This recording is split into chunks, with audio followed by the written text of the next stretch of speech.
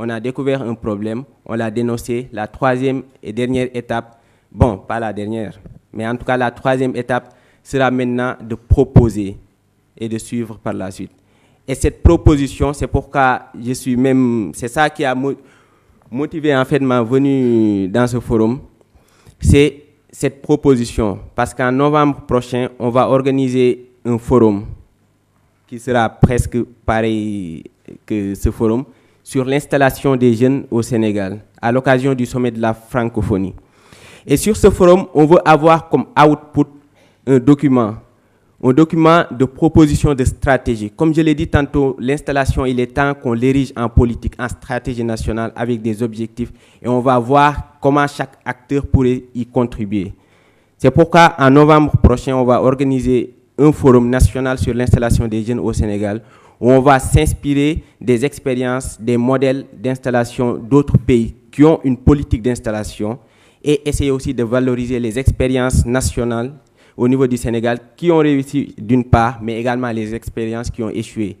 Et d'organiser un débat, parce qu'ici, comme elle l'a dit plus tôt dans sa présentation, je suis apparemment le plus jeune autour de la table, mais nous, on va essayer d'impliquer les jeunes dans la réflexion, c'est-à-dire qu'on va organiser un débat entre les jeunes et les experts. Et consensuellement, ils vont essayer de trouver quelle est la meilleure stratégie d'installation. Et cette stratégie, comme ce forum sera parrainé par le ministère de la Jeunesse, on aura l'occasion de le présenter durant le sommet en fait, des chefs d'État de la francophonie. Parce que le forum, on veut l'organiser à 10 jours avant le sommet, le présenter durant le sommet et par la suite, faire en sorte que le ministère de la Jeunesse puisse exécuter la stratégie qu'on va produire. C'est pourquoi, aux organisateurs de ce forum, je vais en même temps vous lancer une invitation, en fait, pour que les résultats de ce forum actuel, de ce colloque, ne soient pas par la suite rangés dans les tiroirs. Là, il y a une... Non, pas pour vous. C'est sûr que les ONG vont suivre quelque chose par la suite. Mais au niveau des OP, je veux dire, comme nous, en tant qu'invités, une fois venus, il faut qu'on valorise les résultats qu'on va trouver ici. Et je crois que ça, c'est une issue plutôt pour la valorisation des résultats.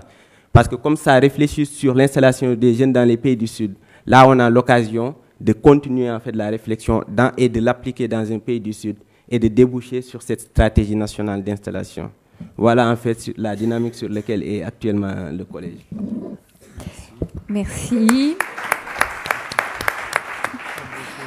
Eh bien, je crois que nous avons pris date. Alors, ça me conduit à la dernière question en fait de cette discussion, qui est la place des jeunes dans les organisations. Donc là, nous avons regardé comment les organisations peuvent appuyer cette problématique de l'installation des jeunes en évoquant différentes pistes. Mais il y a une autre question qui est posée aussi, c'est quelle est la place faite aux jeunes eux-mêmes, dans les organisations, dans la gouvernance de ces organisations. Et Babacar le disait, dans la réflexion prospective, construire l'avenir. Comment est-ce que les jeunes sont associés à la gouvernance et à la réflexion sur l'avenir dans vos organisations? Ok, merci. Bon, sinon, dans notre réflexion depuis 2010, on travaillait très durement pour ressortir qu'est-ce qu'il faut pour nos élevages, pour nos enfants, les enfants des éleveurs, pour nos jeunes filles et garçons.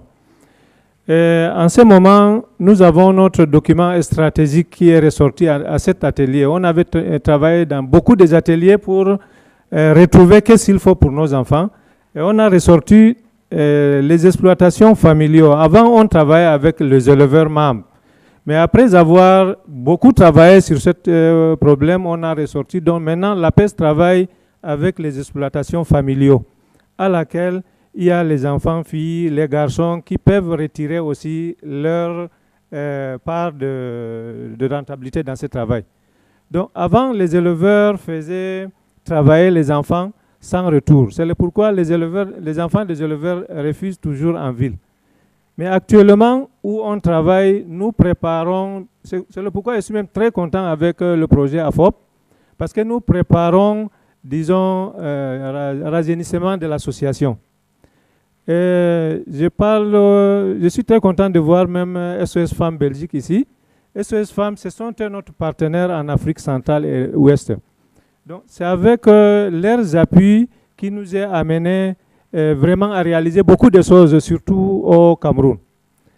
Les jeunes actuellement chez nous, moi-même, je peux parler aussi de mon expérience d'abord pour dire que c'est ça que nous sollicitons pour nos membres. J'avais travaillé dans beaucoup de choses d'abord au début, mais bien après, on avait beaucoup de problèmes du lait en ville, en Gaoundéré. Et je me suis lancé à la production laitière avec les animaux qui ne produisent que 2-3 litres. Et bien après, j'ai compris que bon, le lait peut apporter de l'argent, ça peut garder son nom. Par rapport au transport, au ceci que je faisais, j'ai cassé ma tête pour rien. C'est là où j'ai orienté mes enfants actuellement. Mes enfants garçons sont à la ferme, les filles sont à la ferme. Si Nesma était là, elle allait témoigner.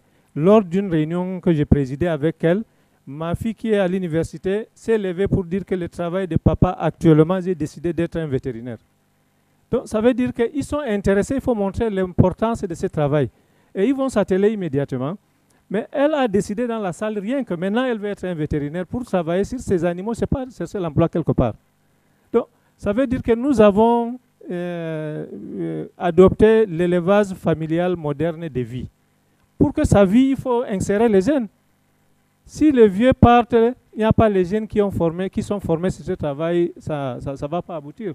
Donc, c'est le pourquoi maintenant, nous sommes très contents de voir le projet comme AFOP est en train de travailler. C'est le pourquoi moi, j'ai donné toute ma force pour aider AFOP à réaliser. Je suis actuellement promoteur d'un centre en Gaoundéré, d'un centre AFOP en Gaoundéré, et je suis le référent à laquelle tous les apprenants qui arrivent chez nous s'attellent directement à notre projet.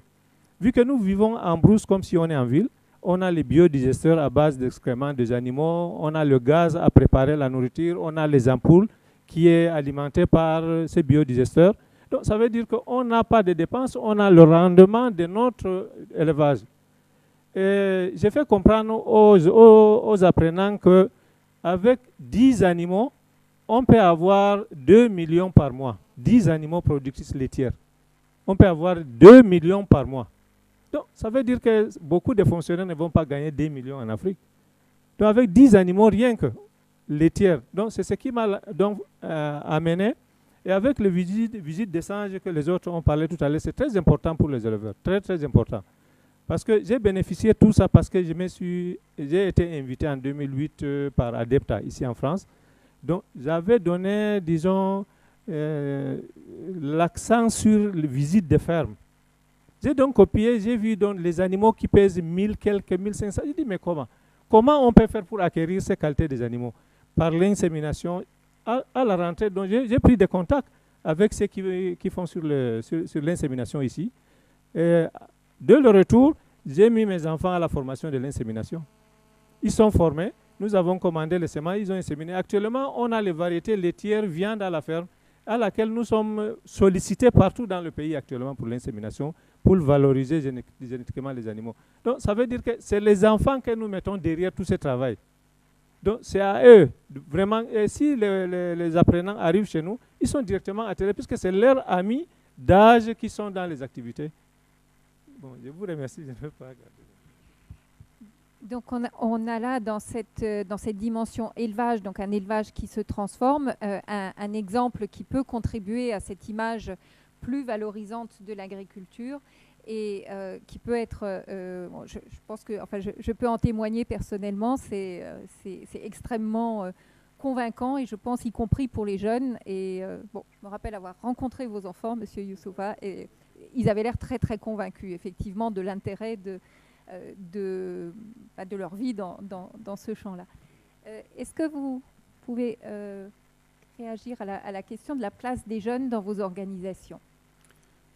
Ça marche cette affaire-là. Au niveau de la fédération que je représente ici, la fédération mauribaine, vous êtes très honnête, la dimension jeune nous a beaucoup échappé en réalité dans nos activités.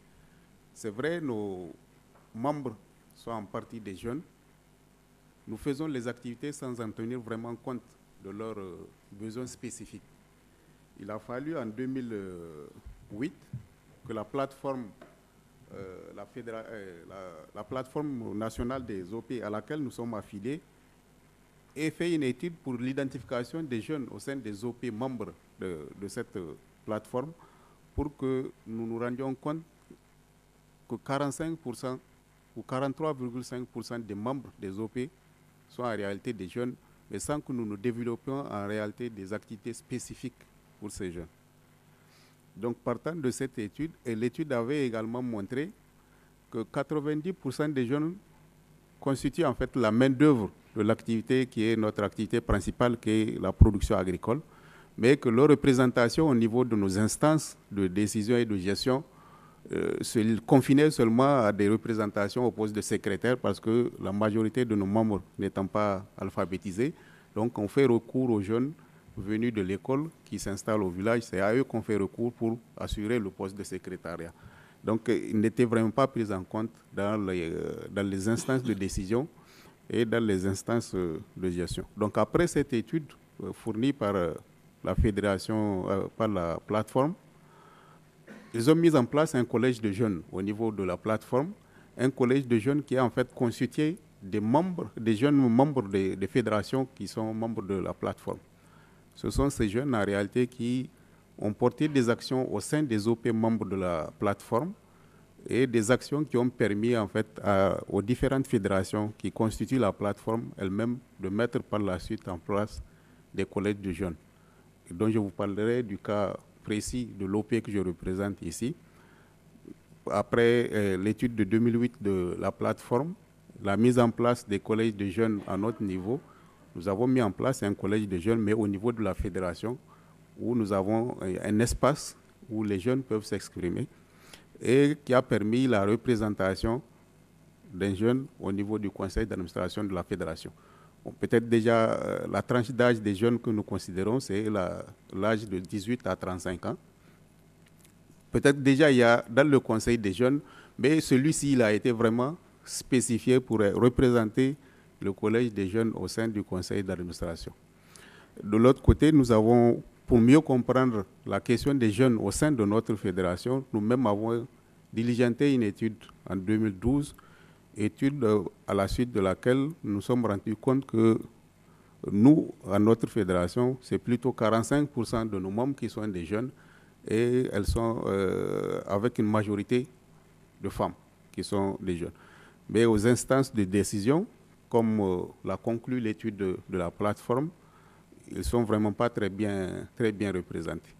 Donc après la mise en place de ce collège de jeunes au niveau de l'instance, au niveau de la fédération, nous essayons, à travers ce collège, de recueillir en fait l'expression des jeunes à travers des différentes rencontres et en tenant compte du genre, spécifiquement de la question jeune par rapport aux activités de formation, par rapport aux activités surtout de formation, où de manière spécifique, on demande au collège de se faire représenter pour une session de formation et également on organise des réunions au cours desquelles les jeunes puissent donner leur point de vue par rapport aux activités de la fédération. On a essayé récemment, où on est en cours de l'élaboration d'une politique genre au niveau de la fédération, une politique dans laquelle la question des jeunes sera également abordée, ce qui nous permettra de voir de manière concrète qu'est-ce qu'il faudra entamer comme activité spécifique pour ces jeunes. Je vous remercie.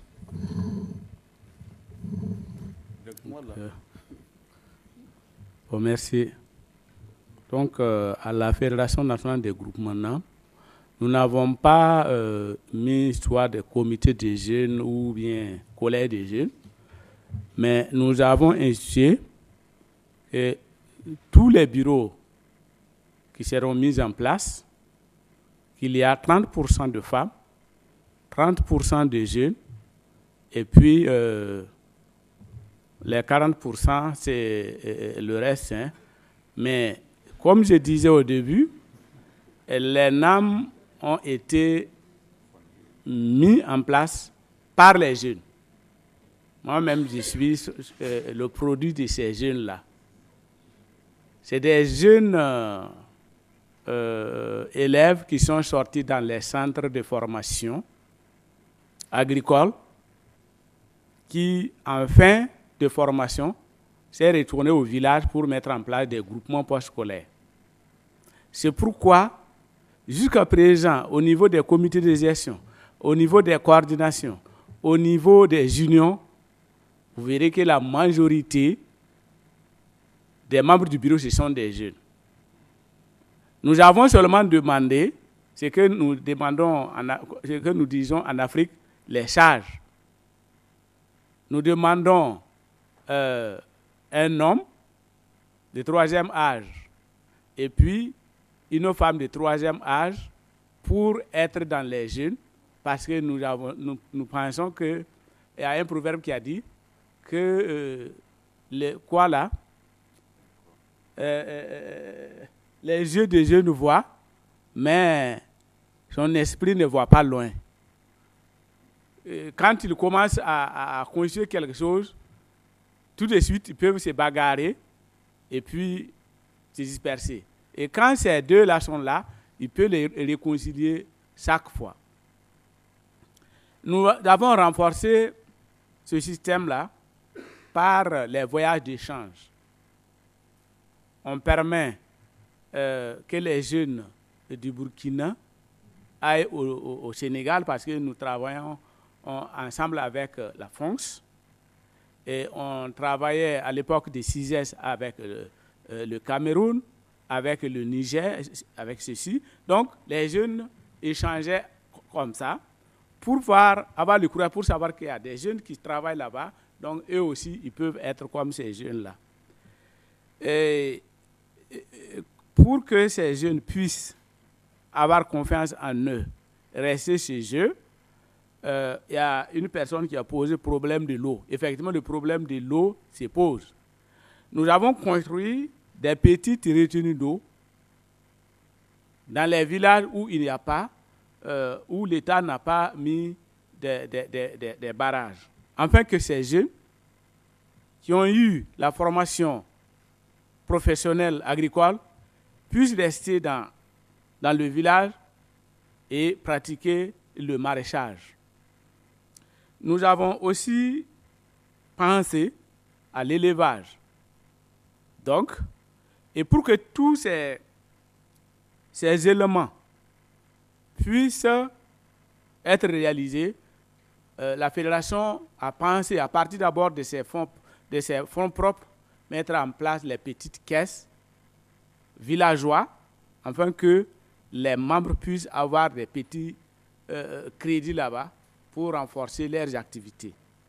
C'est ainsi par la suite, SOS Fin, qui est notre partenaire et qui est venu voir ce que nous faisons, a dit, bon, c'est comme ça, pourquoi ne pas vous appuyer à institutionnaliser? Donc voilà, c'est pourquoi nous avons aujourd'hui 12 BTEC qui donnent des petits crédits à ces jeunes pour qu'ils restent toujours dans le village. Et on a aussi ce qu'on appelle, moi je suis en même temps le directeur des grilles de sécurité alimentaire. Là-bas, la fédération a dit qu'il faut que les gestionnaires, tous les membres du comité de gestion soient des femmes, et surtout des femmes jeunes. Ce n'est que en 2013, nous avons décidé, puisqu'il y a des enfants qui sont allés à l'école et qui sont dans les villages, pourquoi ne pas les prendre comme des gestionnaires et les rémunérer pour que ces jeunes-là aussi puissent avoir quelque chose dans le village et ne pas quitter le village pour venir vers les villes.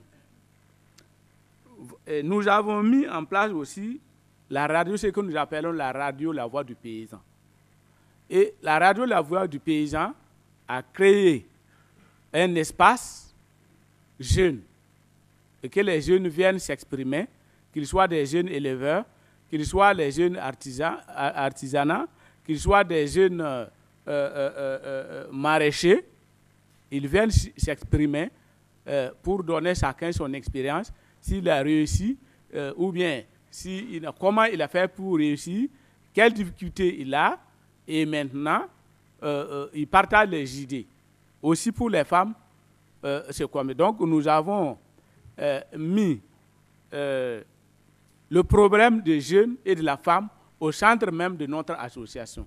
Je vous remercie. Merci. Donc, très ancré dans la gouvernance la plus locale, en fait, de l'organisation. Oui, ouais. Au sein de la fédération, oui. Ouais. Babacar, sur la question de les jeunes dans la gouvernance des OP, comment voyez-vous les choses? Est-ce qu'il est facile de vivre à l'ombre des grands chênes?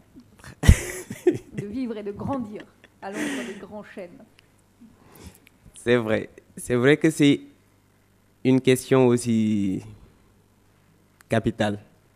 Parce que tout à l'heure, je ne sais pas si vous avez fait attention par rapport aux interventions des autres. À chaque fois, c'est du genre, on crée un espace où les jeunes peuvent s'exprimer. Peuvent s'exprimer. Cela veut dire que dans nos coutumes, parce que c'est dans nos coutumes même, le jeune, c'est quelqu'un qui, dans nos coutumes, et c'est tout à fait normal, ne doit pas peut-être prendre la parole devant un adulte, à plus forte raison de pouvoir montrer son désaccord s'il n'est pas d'accord par rapport à ce qu'affirme l'adulte. C'est vraiment quelque chose d'ancré, parce que c'est dans nos coutumes. Donc l'espace qu'on crée, c'est pour permettre à ces jeunes de pouvoir s'exprimer. Donc au niveau du CNCR, lorsqu'on a créé le collège, comme cette expression est difficile ou presque même impossible, raison pour laquelle les jeunes dans le conseil d'administration du CNCR, c'était difficile plutôt de trouver un jeune dans le conseil d'administration. Et même s'il est présent, c'est difficile à ce qu'il prenne la parole. Parce que même le jeune langue, c'est quelque chose qui est très profond. Moi, en tant que jeune, lorsque je m'assois dans le conseil d'administration, je me contenterai d'écouter, si j'ai la chance d'être même là-bas. Donc, ce qui se passe, c'est que ces espaces, comme le collège, sont des espaces qui vont permettre à ces jeunes, en fait, de pouvoir s'exprimer, comme on dit, de pouvoir s'exprimer et de pouvoir réfléchir sur leurs problèmes. Donc, c'est toujours très difficile de faire adhérer même les jeunes dans les instances de décision. Pour l'instant, on en est encore à un niveau, c'est-à-dire de leur créer l'espace qui leur permet d'apprendre et aussi de s'exprimer. Maintenant, par la suite, on espère vraiment que ces jeunes pourront par la suite assurer la relève, c'est-à-dire qu'ils pourront intégrer ces instances de décision. Parce que nous, juste une petite expérience qu'on a fait dans ce sens, parce qu'on est conscient que dans le collège également, on veut que les jeunes qui sont dans le collège puissent par la suite intégrer les instances de décision du CNCR. Mais comme il l'a dit tout à l'heure, le jeune, comme il dit, le jeune voit, ses yeux voient, mais que son esprit ne voit pas loin. Donc on veut maintenant que son esprit voit loin. Vraiment. Comment? Comme maintenant c'est l'adulte qui a l'esprit qui voit loin, donc on s'est dit qu'on va prendre ses yeux de l'adulte. Comment on l'a fait? On a monté un programme de mentorat entre le jeune et le vieux, où le jeune doit rendre visite une fois par semaine durant 4 mois plutôt au vieux, c'est-à-dire au leader du mouvement, pour essayer de s'inspirer, de prendre en fait ses yeux pour pouvoir voir loin. Et c'est un programme de mentorat qui a permis en fait de former les jeunes, parce que le jeune peut venir dans l'environnement de l'adulte, de l'environnement du leader. Parfois, c'est souvent à travers des discussions, mais parfois il vient juste observer le leader dans son environnement, comment il travaille, le suit dans les réunions et apprend de ça. Je pense qu'après ces programmes, les jeunes auront 2 yeux, ils pourront voir de près, ils pourront voir loin. Et je pense que les adultes donc, pourront les intégrer dans ces instances de décision.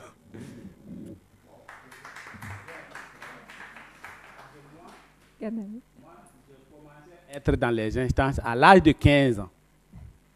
À l'âge de 15 ans, j'étais membre du bureau national à 15 ans.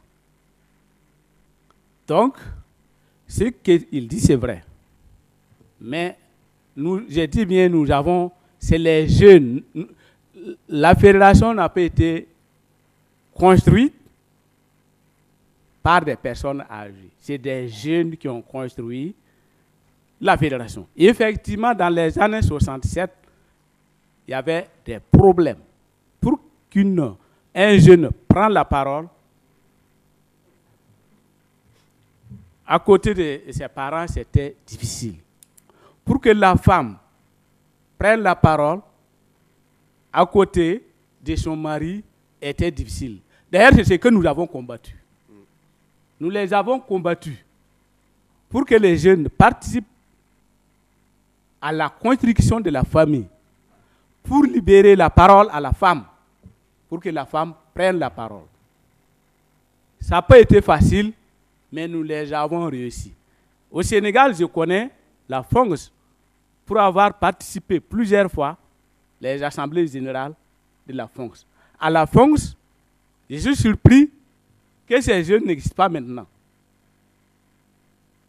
Les Dung qui sont morts étaient des jeunes à l'époque et qui étaient membres du bureau de la FONGS. Bon, si maintenant ces jeunes sont disparus, ça je ne sais pas, mais je connaissais les jeunes à la FONGS, je connaissais les jeunes, presque toutes les associations qui ont construit l'Europa. J'ai participé les ateliers, les forums pour construire l'Europa. Je connaissais et je savais qu'il y avait beaucoup de jeunes qui ont participé à sa construction. Maintenant, il faut se dire le problème des jeunes. Vous m'excusez. Le problème des jeunes, je dis bien, c'est complexe. Parce que les associations, il faut accepter de travailler d'abord la bénévolat. Mais combien de jeunes aujourd'hui, lui, si on lui dit de travailler un an sans salaire, il va dire non, moi je ne ferai pas ça. Ne pensez pas de prendre son argent pour travailler. C'est ça le problème des jeunes. Dans les associations, c'est ça que je dis. Celui qui veut de l'argent, qui ne vient pas dans les organisations paysannes. Dans les organisations paysannes, c'est des gens qui sont engagés pour lutter, émerger les paysans. Mais si tu veux tout de suite de l'argent, c'est difficile. Et les jeunes, c'est ça. Hein. Actuellement, j'ai bien dit, moi, en 67, moi j'ai fait 14 ans sans toucher un franc. J'utilisais les fonds de mon exploitation pour faire de l'animation. Ma bicyclette pour faire de l'animation. Je portais les caisses audiovisuelles avec ma mobilette pour tourner dans les départements. Mon souci, le seul souci que j'ai, c'est que les jeunes puissent sortir de leur mutisme et que les femmes soient libérées pour participer au développement. Mais aujourd'hui, ces jeunes n'existent pas. Hein. On travaille avec eux, mais le bénévolat, ça, c'est difficile. Or, dans les associations, on n'a pas d'argent. C'est ça le problème.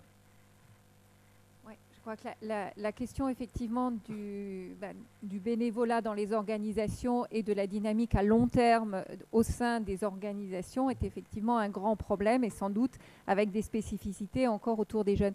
Je voudrais, peut-être pour conclure, parce qu'il va être temps de conclure notre table ronde, je me tourne vers Pierre Blaise Angot. Comment est-ce que dans AFOP, vous préparez, est-ce que vous préparez les jeunes à travailler au sein des organisations, travailler avec les organisations comment ça se présente dans le programme de formation et d'accompagnement de l'installation?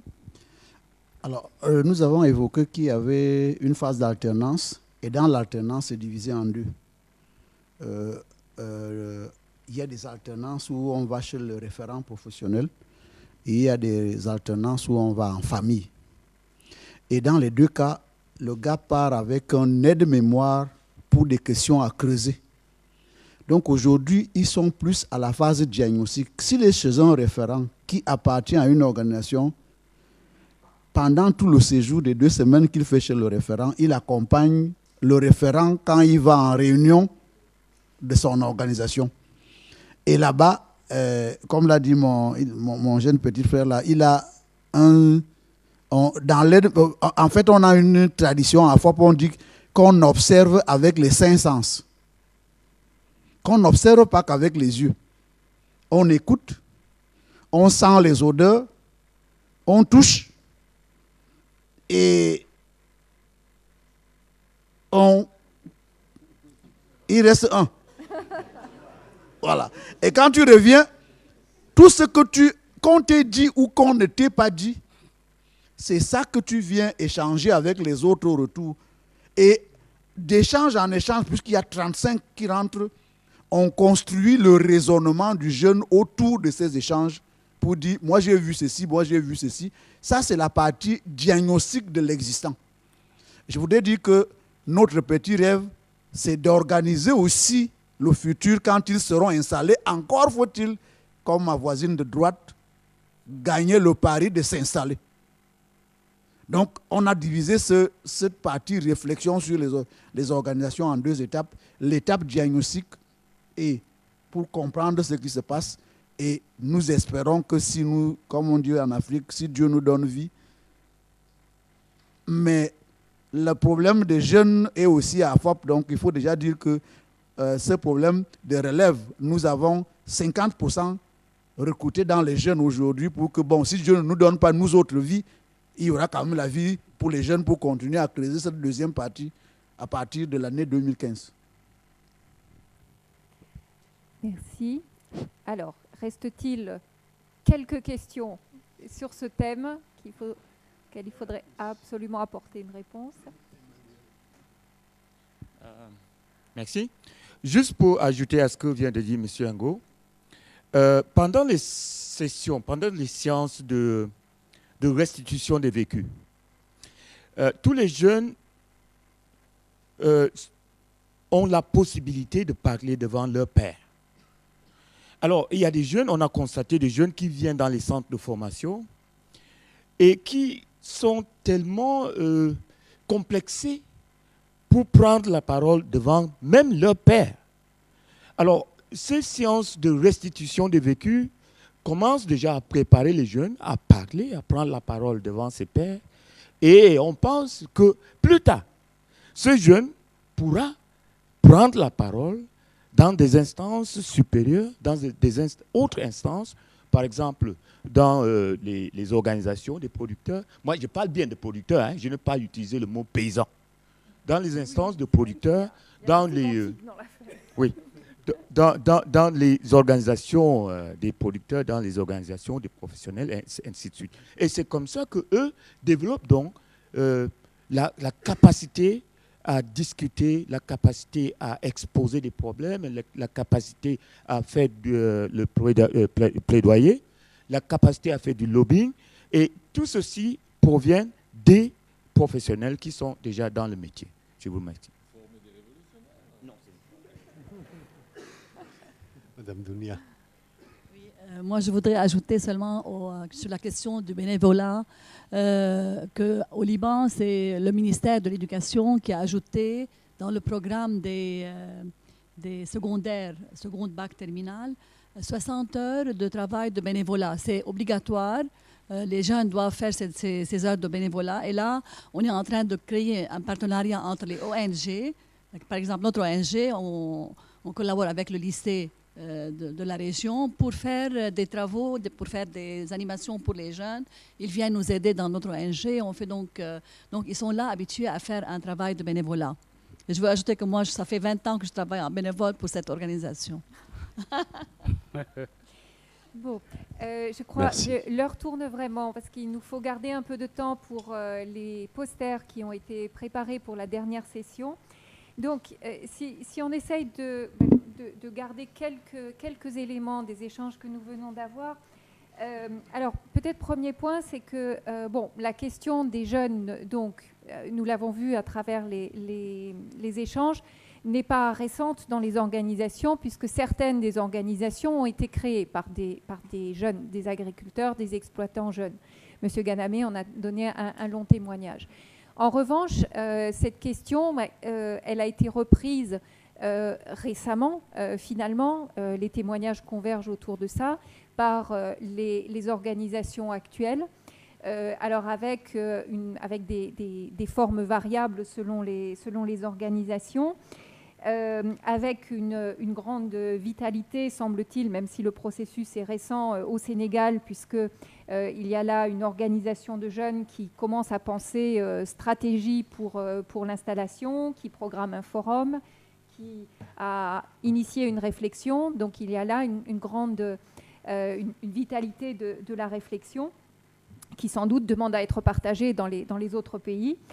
Dans les différents éléments qu'on a relevés ensuite, c'est que la question de la valorisation du métier agricole et de la valorisation du territoire, de la vie en milieu rural, est un élément absolument fondamental, et que ça passe d'abord par le revenu. C'était un des éléments qui a été discuté aussi longuement dans les 2 ateliers de ce matin. Le caractère économique est complètement central dans le fait d'attirer les jeunes dans l'agriculture. Et c'est donc notamment autour de ce point-là, travailler sur les revenus, que le rôle des organisations peut être important pour essayer de voir comment améliorer les revenus. Travailler aussi sur l'amélioration de l'image. Donc il y a un travail de communication, il y a un travail de lobbying. Il y a un travail peut-être plus en profondeur encore de sensibilisation. Babacar nous parlait de ce programme de mentorat. Donc là, on s'attaque vraiment à la place des jeunes dans les organisations. Donc tous ces éléments-là participent à ce que les organisations professionnelles, je retiens assez effectivement, paysannes, professionnelles, producteurs, il y a des grands points d'interrogation de sémantique autour du P dans OP. Donc, autour de ces différents éléments, on voit donc que les organisations peuvent avoir un rôle important à jouer, que les choses sont en train d'émerger, mais qu'il y a des échéances posées et qu'on peut avoir là un acteur important, influent par rapport à cette question de l'installation. Nous n'avons pas du tout, presque pas parlé des territoires, donc j'espère que demain matin, dans notre dernière session, nous aurons l'opportunité de revenir sur cette question du rôle des territoires, puisque nous avons beaucoup parlé du rôle de l'État, nous avons parlé aujourd'hui du rôle des organisations. Il faudrait vraiment que demain matin, nous puissions approfondir cette question aussi du rôle des territoires en lien avec la formation, en lien avec l'insertion. Je vous invite à prendre une pause maintenant et ensuite à nous rejoindre. S'il vous plaît, ne nous faites pas défaut pour la partie poster, parce qu'il y a des posters qui ont été préparés pour présenter d'autres actions ou l'installation sous d'autres angles. Donc, dans l'atrium de l'IRC, nous vous indiquerons où trouver cet espace poster. Merci à tous nos participants représentants d'OP pour les échanges très riches que nous avons eus cet après-midi.